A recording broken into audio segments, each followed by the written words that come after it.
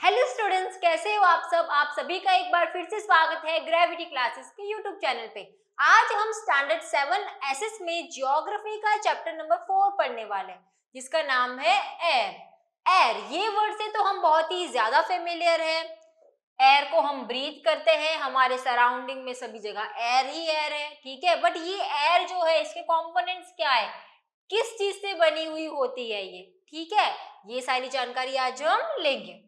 Our earth is surrounded by a huge blanket of air called atmosphere।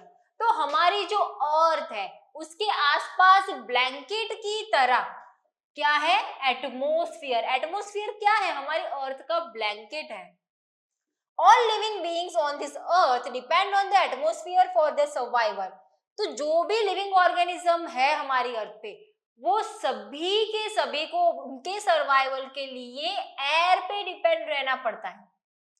It provides us the air we breathe and protect us from the harmful effect of the sun's rays। Without this blanket of protection, we would be baked alive by heat of the sun during the day and get frozen during the night। क्या बोल रहे कि ये जो हमारा atmosphere का blanket है, अगर ये नहीं होता तो हम दिन में बेक हो जाते। मतलब केक किस तरीके से बेक हो जाता है, इतना मतलब भट्टी जैसा हो जाती है हमारी दुनिया, और हम जिंदा ही बेक हो जाते। और रात को इतनी ठंडी होती कि हम फ्रीज हो जाते पूरा। So it is this mass of the air that has made the temperature on the earth livable, ठीक है। तो ये जो हमारा एटमॉस्फेयर है वो क्या करता है, ये जो एयर है ये टेम्परेचर को रहने लायक बनाता है, जिससे हम ऐसा भी ना हो कि बहुत ज्यादा ही गर्मी है कि हम पूरे जल ही जाए, और इतनी भी ठंडी नहीं कि हम फ्रीज हो जाए, रहने लायक बनाता है। Compositions of the earth atmosphere. चलो एटमॉस्फेयर के कंपोजिशंस क्या क्या है। Do you know that the air we take in while breathing is actually a mixture of many gases. हम जो एयर को ब्रीथ करते हैं वो क्या है, वो एक मिक्सचर है, बहुत सारे गैसेस का मिक्सचर है। Nitrogen and oxygen are two gases which make up the bulk of the atmosphere. Atmosphere में सबसे ज्यादा, सबसे हायर क्वांटिटी में कौन से दो गैसेस है, तो सबसे ज्यादा है नाइट्रोजन, ऑलमोस्ट 78% नाइट्रोजन है, और ऑलमोस्ट 28% क्या है, ऑक्सीजन है। ये दो गैसेस बल्क में है। Carbon dioxide, helium, ozone, argon and hydrogen are found in the lesser quantities apart from these gases। बाकी सारे 78 और 21, ठीक है। उसके अलावा जो carbon dioxide, hydrogen, helium, argon, ये सारे जो है वो 1% के अंदर सारे गैसेस आ जाते हैं। Tiny dust particles are also present in the air. The pie chart gives you the percentage of different constituents of air। तो ये जो पाई चार्ट है ये हमें दिखा रहा है कि कौन सा गैस कितने परसेंट है ना। यहाँ पे नाइट्रोजन 78%, ऑक्सीजन 21% है, carbon dioxide 0.03%, argon 0.93% and all the other gases, hydrogen, helium, whatever 0.04%। इसी के साथ हमारी एयर में जो डस्ट पार्टिकल्स होते हैं, है ना, जो धूल होती है वो भी होती है। Nitrogen is the most plentiful gas in the air. When we inhale we take some amount of nitrogen into our lungs and exhale it, but plants need nitrogen for their survival. तो ये क्या कह रहे हैं कि हम जब breathe करते हैं ना, तो ऐसा नहीं कि हम सिर्फ ऑक्सीजन लेते हैं, हम ये नाइट्रोजन को भी ले लेते हैं, और जब हम एक्सहेल करते हैं तो ये नाइट्रोजन वापस बाहर निकल जाता है। मतलब बॉडी में जाके कुछ नाइट्रोजन का काम नहीं है, बॉडी जो है वो ऑक्सीजन है उसको एब्जॉर्ब कर लेगी, ठीक है, और कार्बन डाइऑक्साइड बनेगा वो फिर बाहर निकल जाएगा। बट ये जो नाइट्रोजन गया उसका क्या, तो नाइट्रोजन का कुछ काम है नहीं, वो इनएक्टिव होता है, अंदर जाएगा और फिर ऐसे ही ऐसे बाहर निकल जाएगा। बट जो प्लांट है उनको अपने सर्वाइवल के लिए, उनको अपने सर्वाइवल के लिए जरूरत पड़ती है, किसकी जरूरत पड़ती है, नाइट्रोजन की। they cannot take nitrogen directly from the air. वो डायरेक्टली एयर से नाइट्रोजन नहीं ले सकते हैं। Bacteria that lives in the soil and roots of some plants take nitrogen from the air and changes it form so that plants can use it. तो जो bacteria होते हैं, बैक्टीरिया क्या करते हैं, जो सॉइल होती है, सॉइल और उसके जो रूट होते हैं,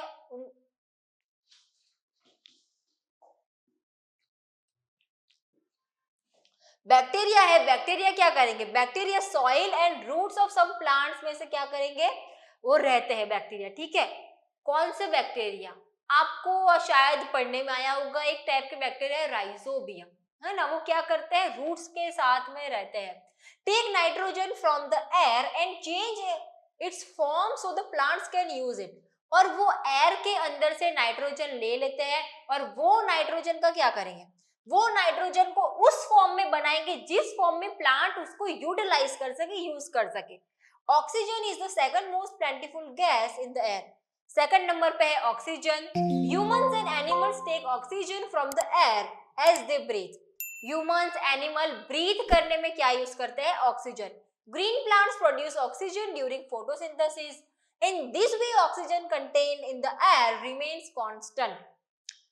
आप बोलोगे कि अगर हमने सारा ऑक्सीजन हम ब्रीथ कर रहे हैं, कार्बन डाइऑक्साइड एक्सेल कर रहे हैं, तो ऐसे तो ऑक्सीजन खत्म हो जाएगा ना और कार्बन डाइऑक्साइड की मात्रा बढ़ जाएगी, बट ऐसा नहीं होता है।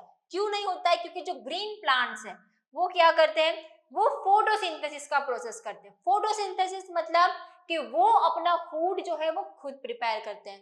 ये प्रोसेस में क्या होगा, ये प्रोसेस में उनको रिक्वायरमेंट होगी कार्बन डाइऑक्साइड की, इसलिए वो कार्बन डाइऑक्साइड इनटेक करेंगे और फोटोसिंथेसिस के एंड में वो प्रोड्यूस करेंगे ऑक्सीजन। इस तरीके से वो ऑक्सीजन प्रोड्यूस करते हैं, हम वही ऑक्सीजन इनहेल करते हैं, हम कार्बन डाइऑक्साइड एक्सेल करते हैं और वो वापस प्लांट जो है वो ले लेते हैं। इस तरीके से जो ऑक्सीजन कार्बन डाइऑक्साइड का बैलेंस है ना, वो बना रहता है। If we cut trees then this balance get disturb. हाँ, बट अगर हम जो प्लांट्स है, जो ट्रीज है, उनको बहुत ही ज्यादा मात्रा में रैकलेसली कट करते रहे हम, तो क्या होगा, तो ये मात्रा में थोड़ी गड़बड़ हो सकती है ना। इसलिए कहते हैं प्लांट्स लगाओ, ग्रो मोर ट्रीज, ये सब। Carbon dioxide is another important gas. Carbon dioxide क्या है, एक दूसरा इंपॉर्टेंट गैस है। Green plants use carbon dioxide to make their food and release oxygen. जैसे अभी मैंने बताया कि ऑक्सीजन जो है वो रिलीज करते हैं और कार्बन डाइऑक्साइड लेते हैं। Humans and animals release carbon dioxide. The amount of carbon dioxide released by humans और animals seems to be equal to the amount used by the plants which makes a perfect balance। तो humans और animals जितना carbon dioxide produce करते हैं ना breathing के time, उतना ही carbon dioxide जो प्लांट है वो यूज कर लेते हैं। However, the balance is upset by burning of fuels। But ये बैलेंस जो है उसमें थोड़ी सी कमी आती है। कब, जब हम फ्यूल्स का इस्तेमाल करते हैं ना, पेट्रोल, डीजल, कैरोसिन, ये सारे फ्यूल, कोल का यूज करते हैं, such as coal and oil, they add billions of tons of carbon dioxide into the atmosphere each year। As a result, the increased volume of carbon dioxide is affecting the earth's weather and climate। तो इस वजह से क्या होता है, जो हम human और एनिमल ने कार्बन डाइऑक्साइड प्रोड्यूस किया है उससे एनवायरनमेंट को कोई दिक्कत नहीं होती है।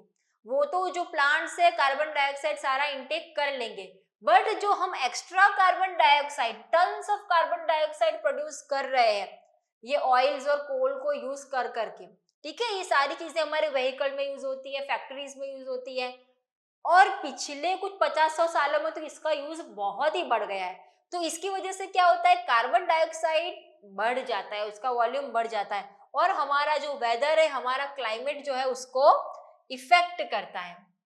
Structure of the atmosphere। Our atmosphere is divided into 5 layers। तो एटमोस्फियर जो है उसकी 5 लेयर है, 5 लेयर्स है। Starting from the earth surface, जो अर्थ की सरफेस से स्टार्ट होती है। These are troposphere, stratosphere, mesosphere, thermosphere and exosphere। ये सारी क्या है, हमारे अर्थ की जो एटमोस्फियर है, ये सारा एटमोस्फियर ही है, बट उसमें अलग अलग लेयर में हमको डिवाइड करके दिखाया गया है कि अलग अलग लेयर के जो कंडीशन है वो कैसी है। सबसे पहले देखते हैं troposphere. This layer is the most important layer of atmosphere. Atmosphere की सबसे इंपॉर्टेंट लेयर है ये troposphere. Its average height is 13 kilometre. 13 kilometre तक की हाइट तक कौन सी लेयर होती है? Troposphere. The air we breathe exist here. Almost all the weather phenomenon like rainfall, fog, hailstorm occur in this layer. तो जो हमारी रेन होती है वो भी इस लेयर में होती है, रेनफॉल होता है वो भी इस लेयर में, फॉग, हेलस्टॉर्म, तो जो सारी कुदरती चीजें फिनोमिना हमको देखने मिलते हैं ना वो सारी इसी लेयर में होती है। हम लोग, हम ह्यूमंस, एनिमल, प्लांट्स, हम सब इसी लेयर में रहते हैं। नेक्स्ट है stratosphere. Above the troposphere lies stratosphere. It extends to the height of 50 kilometre. ठीक है, जो ट्रोपोस्फियर की लेयर है, ट्रोपोस्फियर की लेयर के बाद स्टार्ट होती है स्ट्रेटोस्फियर। स्ट्रेटोस्फियर की लेयर ये ट्रोपोस्फियर था है ना इतना, अभी ये जो है इतनी इतनी सारी लेयर, ये क्या है? स्ट्रेटोस्फियर की 50 किलोमीटर तक बढ़ेगी। This layer is almost free from clouds and associated weather phenomenon, making condition most ideal for flying aeroplanes. तो ये जो है स्ट्रेटोस्फियर में क्या है? फ्री फ्रॉम क्लाउड है, क्लाउड्स वाउड्स कुछ है नहीं है, ये जो नेचुरल फिनोमिना है कि बारिश हो रही है, स्टॉर्म आ रहा है, ऐसा कुछ नहीं होता। तो ये जो कंडीशन है वो प्लेन फ्लाई करने के लिए बेस्ट कंडीशन है। One important feature of stratosphere is that it contains a layer of ozone gas. Ozone gas कौन सी लेयर में है? ट्रोपोस्फियर में है? नहीं, स्ट्रेटोस्फियर में है। ठीक है, ozone gas very important gas जो है वो कौन से लेयर में है? स्ट्रेटोस्फियर में है। We have just learn how to it protect us from the harmful effect of the sun rays. Ozone एक गैस है जो क्या करता है, जो सन के यूवी अल्ट्रावायोलेट रेज जो होते हैं ना उससे हमको नुकसान होता है, वो हार्मफुल इफेक्ट करते हैं हमें, उससे प्रोटेक्ट करता है ये ओजोन। ओजोन की जो लेयर है वो यूवी रेज को रिफ्लेक्ट कर देती है, हम तक पहुंचने नहीं देती। इसके लिए ओजोन जो है वेरी इंपॉर्टेंट है। आपको आ सकता है क्वेश्चन कि ओजोन कौन से लेयर में? स्ट्रेटोस्फियर में। स्ट्रेटोस्फियर के बाद आएगा मीजोस्फियर। ये आ गया मीजोस्फियर, यहां से यहां तक। This is the third layer of the atmosphere. It lies above the stratosphere and extend up to the height of 80 kilometers. 80 kilometre तक है ये। ठीक है, 50 तक क्या था? स्ट्रेटोस्फियर। 50 से लेकर 80 तक क्या है? Mesosphere. Mesosphere meteorites Burns in this layer on entering from the space. अभी स्पेस से जो भी मेटियोर्स आ रहे हैं वो इस लेयर में बर्न होना स्टार्ट हो जाते हैं। हमको पता है कि कोई भी जो मेटियोर आता है हमारे अर्थ में वो बर्न हो जाता है ना, फ्रिक्शन के कारण बर्न हो जाता है। बर्न होने की स्टार्टिंग कहाँ होती है? मीजोस्फियर में। अभी देखते हैं हम thermosphere. In thermosphere temperature rises very rapidly with increasing height. Ionosphere is the part of this layer. ये जो मेसोस्फियर के बाद जो है ये है ना थर्मोस्फियर। ये थर्मोस्फियर है, टेम्परेचर जो है काफी तेजी से इंक्रीज होता है यहाँ पे, और जो लोनोस्फियर है वो भी यहाँ पर है। It extend between 80 to 400 kilometre, मतलब 80 से स्टार्ट होकर 400 तक ये लेयर है। This layer helps in radio transmission. In fact radio waves transmitted from earth are reflected back to the earth by this layer. तो ये जो रेडियो ट्रांसमिटेड वेव्स जो होती है ना वो सारी ये लेयर में काम करती है। थर्मोस्फियर और एक्सोस्फियर देखते हैं उसके बाद, लास्ट हमारी layer exosphere. The uppermost layer of the atmosphere is known as exosphere. सबसे uppermost layer, सबसे बाहर की जो लेयर है वो है exosphere. This layer has very thin air. Light gases like helium and hydrogen float into the space from here. तो जो गैसेस है हीलियम, हाइड्रोजन, वैसे गैसेस पाए जाते हैं एक्सोस्फियर में। सबसे आउटर मोस्ट की लेयर है, सबसे लास्ट लेयर है। अभी देखते हैं वेदर एंड क्लाइमेट। वेदर कैसा है, क्लाइमेट कैसा है। Is it going to rain today, क्या आज बारिश होने वाली है। Will it bright and sunny today, क्या आज ब्राइट सनी डे होने वाला है। How many times have we heard this from anxious cricket fans speculating the fate of one day match, है ना। अगर आप क्रिकेट देखते हैं तो आपको पता होगा कि ये सारा जो वेदर है ना कितना इफेक्ट करता है, कि बहुत ही अच्छी मैच चल रही है, हम मतलब पूरा काम धाम छोड़ के बैठे हैं और बोला कि आज तो बारिश होने की संभावना है ना, आज है कि भाई बारिश हो सकती है। अचानक से ही कहीं से बहुत ही सनी डे था बट अचानक से बारिश हो गई, क्या करें। If we imagine our body to be a radio and mind its speaker, weather is something that fiddles with its control knobs। अगर इमेजिन करें हम कि हमारी जो बॉडी है वो क्या है, रेडियो है। इमेजिन करना है हमारी बॉडी जो है क्या है, रेडियो आता है, और हमारा जो माइंड है वो क्या है, स्पीकर है।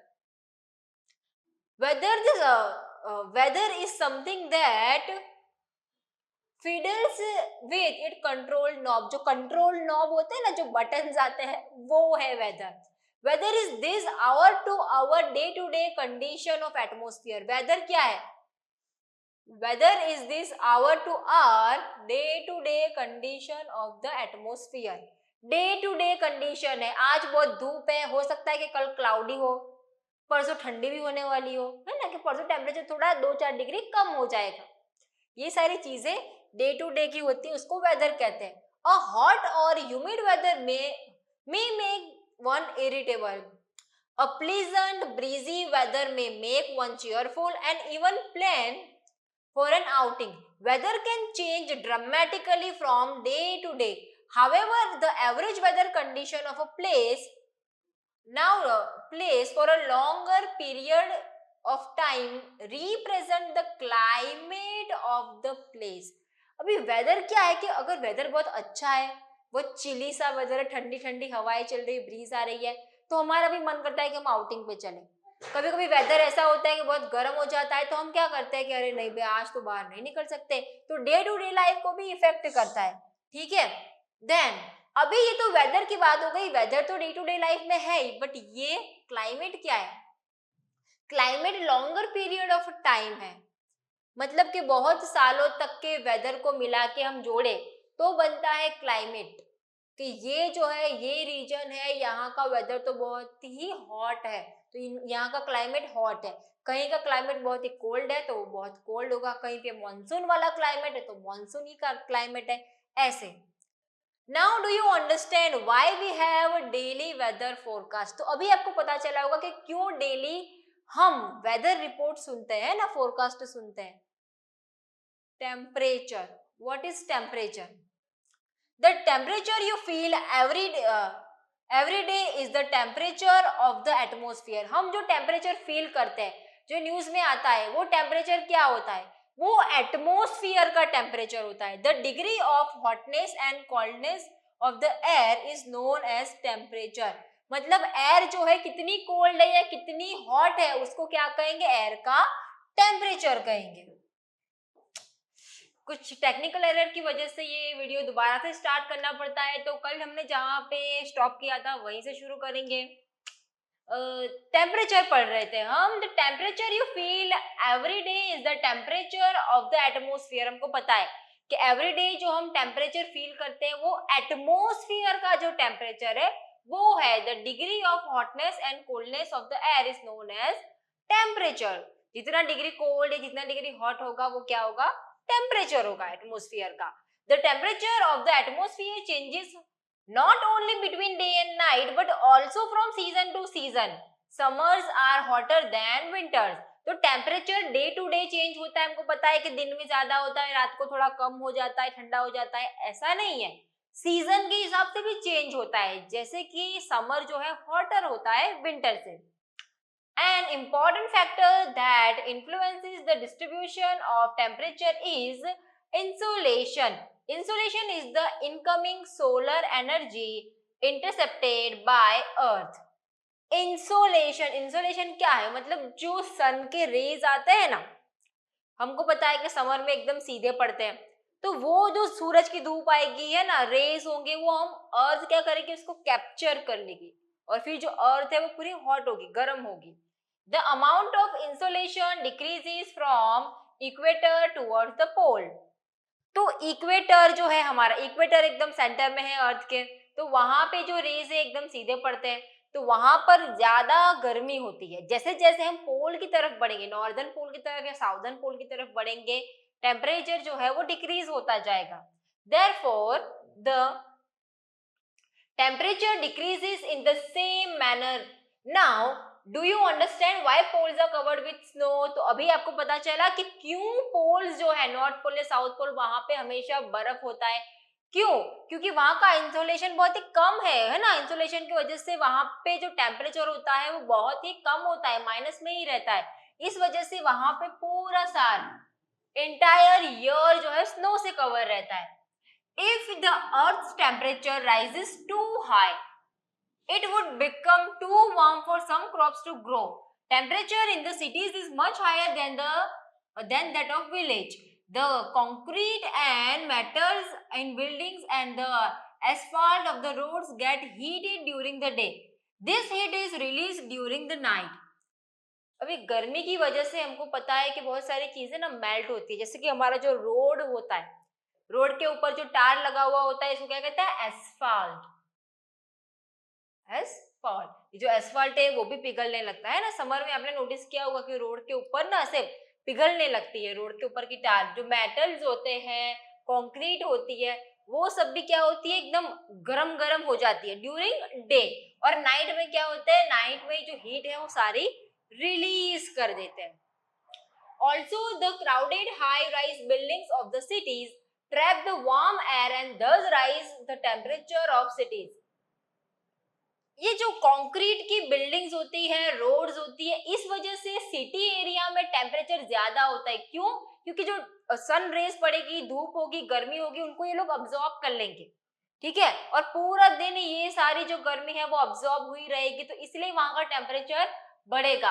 रात को जो है ये टेम्परेचर रिलीज कर देंगे, बट दिन में क्या होगा, ज्यादा गर्मी पड़ेगी, है ना। तो इसीलिए कंपैरेटिवली देखें तो विलेज में गर्मी जो है थोड़ी कम लगती है। क्यों? क्योंकि वहां पे कंक्रीट की इतनी ज्यादा बिल्डिंगें नहीं होती और इतने सारे रोड्स नहीं होते। एयर प्रेशर, इससे पहले देख लेते हैं, do you know the standard unit of measuring temperature is degree Celsius. Temperature measure करने का स्टैंडर्ड यूनिट है Celsius, degree Celsius. It was invented by Andreas Celsius. On the Celsius scale, the water freezes at 0 degree Celsius and boils at 100 degree Celsius. तो ये जो Celsius temperature है उसके बारे में बताया है कि जो वाटर है ना, पानी से जो बर्फ बनता है ना, वो कितने डिग्री पे बनेगा, तो 0 डिग्री सेल्सियस पे बनेगा। And water start boils at 100 degree Celsius. Air pressure, you will be surprised to know that air above us presses us with a great force on our bodies. आपको surprise होगा जान के कि हमारे आसपास जो एयर है वो हमें क्या करती है, हम पे प्रेशर एक्सर्ट करती है हमारी बॉडी पे। However, we don't even feel it, but फिर भी हमें पता नहीं चलता। अभी मैं यहाँ पे खड़ी हूँ, मेरे आसपास एटमोस्फियर है, हवा है, ये मुझ पे कुछ प्रेशर बना रही है, बट ये प्रेशर जो है वो हमें फील नहीं होता है। This is because the air pressures us from all direction and our body exert a counter pressure. ये हमें फील क्यों नहीं होता? तो ऐसा नहीं है कि हवा सिर्फ ऊपर से प्रेशर बनाएगी या साइड से प्रेशर बनाएगी। ऑल द डायरेक्शन, मेरे चारों तरफ एयर ही एयर है, तो चारों तरफ से मुझ पे प्रेशर बनेगा, तो सभी हिस्सों में इक्वल इक्वल डिवाइड हो जाएगा। नेक्स्ट थिंग इज दैट कि मेरी जो बॉडी है वो भी ये एयर के ऊपर प्रेशर बनाएगी, तो इसके लिए जो प्रेशर है वो निग्लेक्ट हो जाएगा। Air pressure is defined as the pressure exerted by the weight of air on the Earth's surface. As we go up the layers of atmosphere, the pressure falls rapidly. The air pressure is highest at sea level and decreases with height. तो ये जो air pressure है height के हिसाब से क्या होता है, कम होता है। सी लेवल पे सबसे ज्यादा प्रेशर बनता है, और जैसे जैसे हम ऊपर चढ़ते जाएंगे, है ना, मतलब कि जैसे जैसे डिस्टेंस बढ़ता जाएगा सी लेवल से, प्रेशर जो है वो कम होता जाएगा। Horizontally, the distribution of air pressure is influenced by temperature of air at a given place. In areas where temperature is high, the air gets heated and rises. This creates a low pressure area. Low pressure is associated with cloudy skies and wet weather. तो क्या होता है ना कि बहुत सारी जगह ऐसी होती है जहाँ पे गर्मी ज्यादा है, तो गर्मी से अगर जो गर्म हवा है, हॉट एयर है, वो क्या होती है, वो ऊपर उठती है ना। हॉट एयर राइजेस, हमको पता ही है, जो गर्म हवा है वो ऊपर जाती है, तो ये क्या क्रिएट करता है, लो प्रेशर क्रिएट करती है ये चीज। और ये जो लो प्रेशर है वो क्लाउडी स्काईज और वेट वेदर से एसोसिएटेड है। In areas having lower temperature the air is cold, it is therefore heavy. Heavy air sinks and create a high pressure area. तो जो जगह बहुत ही ठंडी है, तो जो कोल्ड एयर है वो क्या होती है, हैवी होती है। कोल्ड एयर जो होती है वो नीचे रहती है, वो ऊपर नहीं जाती है। इसी वजह से वो जो कोल्ड एयर है हाई प्रेशर बनाएगी। High pressure is associated with clear and Sunny sky. जहां पे हाई प्रेशर होगा तो कैसा होगा, वो जगह क्लियर होगी और सनी स्काईज होगी, है ना, मतलब बादल छाए हुए नहीं, क्लियर स्काई होगा, सूरज एकदम क्लियरली दिखेगा। The air always moves from high pressure areas to low pressure areas.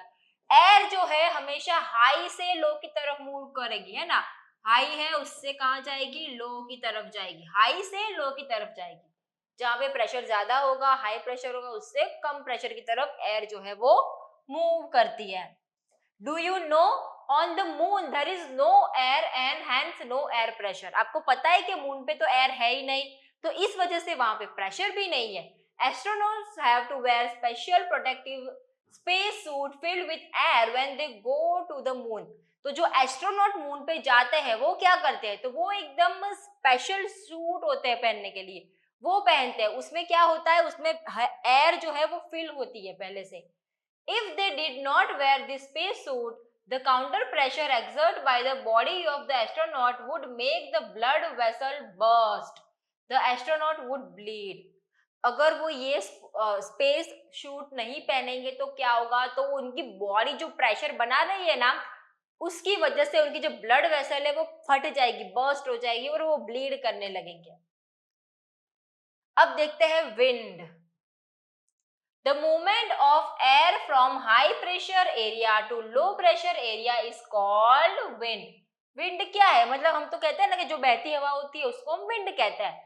अभी यहाँ पे टेक्निकली देखें तो ये एयर कहाँ से कहाँ बह रही है, तो हाई प्रेशर से लो प्रेशर की तरफ बह रही है। तो यही जो एयर का मूवमेंट है, the movement of air from high pressure area to low pressure area is called wind. You can see wind at work as it blows dry leaves down the pavement or uproots trees during storm. Something when the wind blows gently, you can even see it blowing away smoke or fine dust. At times, wind can be so strong that it is difficult to walk against it. You must have experienced it is not easy to hold an umbrella on windy day. Think of some other examples when strong winds have created. ये क्या बोल रहे हैं कि बहुत सारी बार ऐसा होता है कि बहुत ही स्ट्रॉन्ग हवा चल रही है, तो जो पत्ते हैं, है ना, जो लीव्स है वो उड़ने लगे। कभी कभी तो स्ट्रोम जो आता है तब तो पूरे के पूरे जो ट्रीज है वो भी अपरूटेड हो जाते हैं। अगर बहुत तेज हवा चल रही है, आप अम्ब्रेला लेके चल रहे हो, तो आपके अम्ब्रेला भी आपके काबू में नहीं रहती। कभी कभी तो अगर इस तरफ से हवा चल रही है, मुझे इधर जाना है, तो मेरे लिए भी चलना जो है मुश्किल हो जाता है। Problems for you. Winds can be broadly divide into 3 types. तो जो विंड है उसके भी 3 टाइप्स है।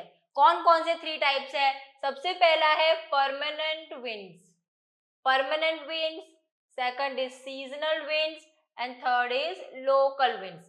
परमानेंट विंड्स क्या है? The trade winds, westerlies and easterlies are the permanent winds. These blow constantly throughout the year in a particular direction. ये जो permanent winds है, ये westerlies and easterlies, वेस्टर्लाइज एंड ईस्टर्लाइज, मतलब वेस्टर्न की तरफ से अगर बहती है तो वेस्टर्लाइज उसको नाम देंगे, ईस्टर्न की तरफ से बहती है तो ईस्टर्लाइज। मतलब जो डायरेक्शन से विंड आ रही है उसके हिसाब से उसके नाम रखे हैं। तो ये जो विंड है वो कैसी है, वो through out the year blow करती रहती है, इसलिए इसको परमानेंट विंड कहते हैं। Second type is seasonal winds. These winds change their direction in different seasons. For example, monsoons in India. Seasonal wind क्या है, ये ऐसे विंड है जो सीजन के हिसाब से अपना डायरेक्शन चेंज करती है। जैसे इंडिया में जो मॉनसून विंड्स है ना, वो है ना सिर्फ मॉनसून में ही आती है, तो ये monsoon winds. Local winds, local winds क्या है, this blow only during a particular period of day और year in small area. Local wind मतलब किसी जगह पे कोई पर्टिकुलर सीजन या पर्टिकुलर डे पर ही बहती है, उस हवा को लोकल विंड कहते हैं। For example, land and sea breeze. Do you recall the hot and dry local wind of northern plains of India? It is called लू। तो ये लैंड ब्रीज, सी ब्रीज हमको पता है कि जमीन है, पानी है, पानी क्या होता है, जल्दी गर्म हो जाता है, जल्दी ठंडा हो जाता है, या जमीन जल्दी ठंडी होती है ना। सी ब्रीज, लैंड ब्रीज वो वाला एरिया था कि दिन में क्या होता है, पानी को गर्म होने में टाइम लगता है, पानी धीरे धीरे धीरे गर्म होता है और उसको ठंडा होने में भी टाइम लगता है। जबकि जो लैंड है, जमीन है, वो गर्म भी जल्दी हो जाती है, ठंडी भी जल्दी हो जाती है। ठीक है, तो इस वजह से जैसे दिन में धूप निकली है, तो धूप निकलेगी तो जो पानी है वो अभी धीरे धीरे गर्म हो रहा है, अभी क्या है, थोड़ा ठंडा है, बट जो जमीन है, जो लैंड वाला एरिया है, वो तो गर्म हो चुका है। तो जो लैंड की जो हवा है, एयर है, वो हॉट हो गई, गर्म हो गई, तो जो गर्म एयर है वो ऊपर जाएगी। सेम टाइम जो जो सी लेवल है, जो उसके ऊपर जो ठंडी हवा है, वो इधर जगह अपनी बना लेगी। तो इस तरीके से क्या होगा, सी ब्रीज देखने मिलेंगे। ठीक है, रात को क्या होगा, रात को इससे उल्टा हो जाएगा, जमीन जो है वो जल्दी ठंडी हो जाती है, बट जो पानी है वो अभी भी गर्म है। तो यहाँ का जो पानी है, वो पानी की एयर है, वो गर्म होगी और वो एयर ऊपर उठेगी। सेम टाइम जो लैंड है, लैंड की हवा ठंडी है, तो ठंडी हवा गर्म हवा की जगह ले लेगी, तो रात को क्या देखने मिलेगा, लैंड ब्रीज देखने मिलेगा। तो ये सारी चीजें हैं कोस्टल एरिया, सी एरियाज में, ओशियन एरियाज में, बीचेस पर देखने मिलती है। आपको पता है कि इंडिया में लोकल जो एयर निकलती है कब, समर्स में, जिसको लू कहते हैं, है ना, वो क्या है, लोकल विंड्स है। गर्मी में कहीं कहीं जगह पे बहुत ही गरम गरम ऐसे विंड्स चलती है, उसको क्या कहते हैं, लू। मॉइस्चर देखते हैं अब। When water evaporates from land and different water bodies, it becomes water vapor. जब पानी जो है वो इवेपोरेट होता है, पानी इवेपोरेट होना मतलब क्या, मतलब पानी को हमने बॉईल नहीं किया है, पानी जो है वो रूम टेम्परेचर पर ही क्या होता है, एयर में कन्वर्ट हो जाता है, वाटर की वेपर में कन्वर्ट हो जाता है। इस चीज को, तो ये क्या होता है, मॉइस्चर क्रिएट करता है। Moisture in the air is any time is known as humidity. किसी भी टाइम पे एयर में जितना भी मॉइस्चर की क्वांटिटी है, उस मॉइस्चर को क्या कहेंगे, ह्यूमिडिटी, है ना। आज का वेदर कैसा है, आज का वेदर ह्यूमिड है। ह्यूमिड वेदर है मतलब कि उसकी एयर में मॉइस्चर ज्यादा है, मॉइस्चर मतलब वाटर की वेपर जो है वो ज्यादा है। When the air is full of water vapor, we call it humid day. As the air gets warmer, its capacity to hold the water vapor increases and so it becomes more and more humid. मतलब जब air जो है warm होगी, air जो है जब गर्म होगी, तो उसकी वाटर वेपर होल्ड करने की कैपेसिटी बढ़ जाएगी, इसलिए जितनी गर्म एयर होगी उतना ही ज्यादा ह्यूमिडिटी होने के चांसेस है। On the humid day, clothes take longer to dry and sweat from our body does not evaporate easily, making us feel very uncomfortable. तो ह्यूमिड डे में क्या होता है, जो हम कपड़े सुखाते हैं वो जल्दी नहीं सूखते, वो उनका इवेपोरेशन थोड़ा स्लो हो जाता है। सेम हमारी बॉडी का जो स्वेट है वो इतना जल्दी नहीं सूखता है। When the water vapor rises, it starts cooling. The water vapor condenses, causing formation of droplets of water. हमको पता है कि जो वाटर वेपर बनेगी इवापोरेशन होके, फिर वो जाके ठंडी पड़ेगी, उसका कूलिंग होगा। ये प्रोसेस को क्या कहते हैं, कंडेंसेशन, है ना। तो वो जब कंडेंस होगी, कंडेंस होके वापस क्या हो जाएंगे, वाटर के ड्रॉपलेट्स बन जाएंगे। When these droplets of water becomes too heavy to float in air, then they come down as precipitation. अगर जो है ये एयर जो है गर्म थी, ठीक है, ठंडी हो गई, कंडेंस हो गई, तो वो जो वाटर ड्रॉपलेट है वो बहुत हैवी हो जाएगा। ये जो हैवी चीज है ये एयर में मतलब फ्लोट नहीं कर पाएगा, तो क्या होगा, प्रेसिपिटेशन हो जाएगा उसका। Jet planes flying in the sky leaves a white trail behind them. The moisture from their engines condenses. We see trails of this condensed moisture for some time when there is no air movement to disturb it. आपने कभी planes, jet planes देखे होंगे, तो उनके पीछे ना ऐसे दिखता है कि एक स्मोक की पूरी लाइन बन गई है। तो वो क्या होता है, वो चीज जो उनके इंजन से बाहर निकलती है ना, वो हवा की वजह से, मॉइस्चर की वजह से कंडेंस हो जाती है, और बहुत टाइम तक अगर उसको कोई एयर जो है वो ऐसे हिला ना दे तब तक वो ऐसे में देखने मिलती है। Precipitation that comes down to the earth in a liquid form is called rain. ये जो precipitation हो जाता है, ये precipitation जब मतलब हमारी अर्थ पे वापस आता है उसको हम क्या कहते हैं, रेन कहते हैं। Most of the ground water comes from rain water. Mostly हमारा जो ग्राउंड वाटर है वो कहाँ से आता है, वो रेन से आता है। Plants help preserve water. When trees on hillside are cut, rainwater flows down the bare mountains and can cause flooding of low-lying areas. On the basis of this mechanism, there are three types of rainfall. तो भी जो rainfall होता है उसके भी three types है। कौन कौन से है? The convectional rainfall, the orographic rainfall and the cyclonic rainfall. So these are three types of rainfall: cyclonic, relief or orographic rainfall, and convectional rainfall. Rainfall is very important for the survival of plant and animals. It brings fresh water to the earth's surface. If rainfall is less, water scarcity and drought occur. On the other hand, if it is more, flood take place. तो rainfall जो है बहुत ही important है। अगर rainfall सही रहता है तो हमारे लिए अच्छा है, ह्यूमंस के लिए, एनिमल्स के लिए, हमारे एग्रीकल्चर के लिए, हमारी अर्थ के लिए बहुत अच्छा है। बट अगर रेन नहीं होती है तो फिर अकाल पड़ जाएगा, सूखा पड़ जाएगा, जिसको हम ड्रॉट कहते हैं, है ना। तो अगर ज्यादा टाइम तक बारिश नहीं होती है तो भी अच्छी बात नहीं है, और बहुत ही ज्यादा बारिश होती है तो भी फ्लड हो जाते हैं, है ना, तो इससे भी नुकसान होता है। तो मतलब जो रेनफॉल है वो मॉडरेट अमाउंट में बहुत ही सही है, बट अगर बहुत कम हो रही है या बहुत ज्यादा हो रही है तो दोनों ही केस में हमको नुकसान है ना। रेनफॉल जो है होनी चाहिए हर जगह पर। ऐसी बात नहीं है कि सारी जगहों पर सेम अमाउंट ऑफ रेनफॉल ही होता है, कहीं कहीं जगहों पर ज्यादा बारिश होती है, कहीं कहीं जगहों पर कम होती है, बट मॉडरेटली जो भी जियोग्राफिकल लोकेशन है उसके हिसाब से जितनी बारिश होनी चाहिए उस जगह पे उतनी होनी चाहिए, है ना। अगर कम होती है तो उस जगह के जो वेजिटेशन है, जो एनिमल्स है, उन पे बहुत ज्यादा इफेक्ट पड़ता है, एग्रीकल्चर पे भी इफेक्ट पड़ता है। अगर ज्यादा रेनफॉल होता है उसके हिसाब से तो भी इफेक्ट पड़ता है। तो बस यहीं तक था हमारा चैप्टर, ये यहाँ पे फिनिश होता है। आगे भी तो चैप्टर्स है, हम ऐसे ही लाते रहेंगे। अगर हमारा वीडियो पसंद आया है तो चैनल को लाइक सब्सक्राइब जरूर करिएगा और हमारे साथ जुड़े रहिएगा। तब तक के लिए बाय बाय।